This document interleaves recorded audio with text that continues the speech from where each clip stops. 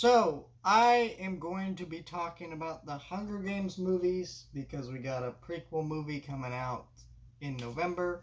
I got a lot of other movies to review, so I know it's August, but I'm starting this review series early so I can talk about all the things I want to talk about in September, October, and November, December, all that. Um, I'm not a big fan of these movies, so take these reviews with a grain of salt if you're a huge fan of these movies. Like, I haven't read the books, I didn't see these movies in theaters. In fact, I got these Blu rays. They were $3 on clearance at Target. And these are actually really cool slipcovers. I just want to show you these real quick. Look at that. This is the first one. Here's the second one. Here's the third one. Which really shouldn't be a third one. Well, we'll get to that when we review that movie. And then you got, the fourth one, which all look fascinating. And then you put them all together. Get these cool spines. It's just really neat. These are just Blu-ray, not 4K. Maybe I'll upgrade them to 4K at some point, but as of right now, I just have these Blu-rays because I just care that little about these movies. But yeah, let's talk about the first one. This is an okay movie. I think there's two things that really bother me about this movie. Is it... it's definitely better than I remember it being last time I saw it. And the reason why I say that is because last time I saw it was like the year like the fifth wave came out and stuff like that. We were just in this influx of, oh, we gotta adapt the next book because, Harry Potter and Twilight were big and Hunger Games was part of that. And Hunger Games, was one of the ones that actually was able to succeed just barely, though. It kind of teetered off towards the end of its run.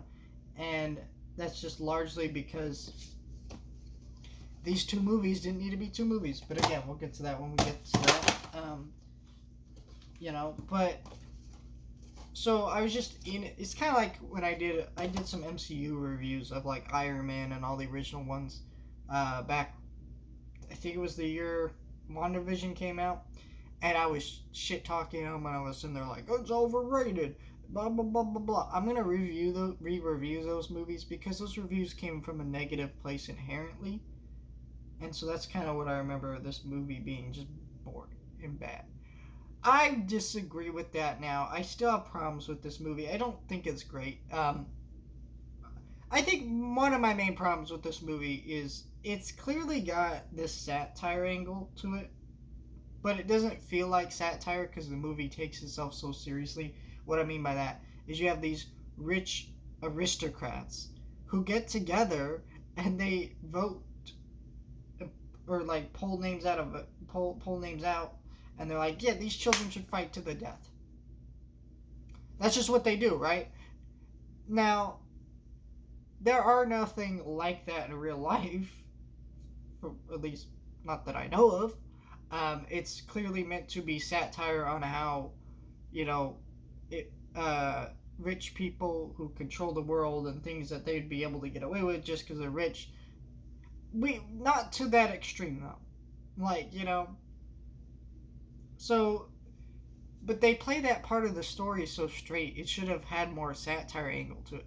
But then again, to have a satire angle to it, you would have had a better director. But this movie does not. The director of this movie did a decent job. I forget who directed it exactly.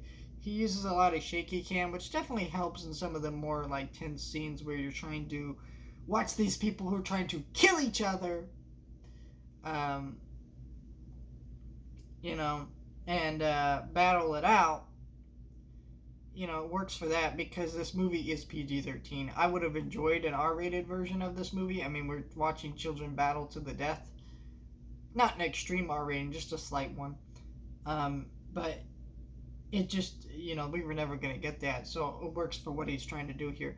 I think what sucks is, he can't pull off the satire that I think is needed for a story like this. He can't pull off the emotions that I think are needed for a story like this. I do not feel anything during this movie, just boredom, really. I just, it's not that gauging of a story to me. It could have been. This is a very unique concept that's not done in a lot of movies, but it just doesn't work for me. It just really isn't that clever or interesting. It's just really boringly shot and directed, except when we get to those action sequences, which are, they're directed well enough. They work for what he's trying to do, but they're not like as good as they could be. So yeah, I just wasn't a big fan of this movie, and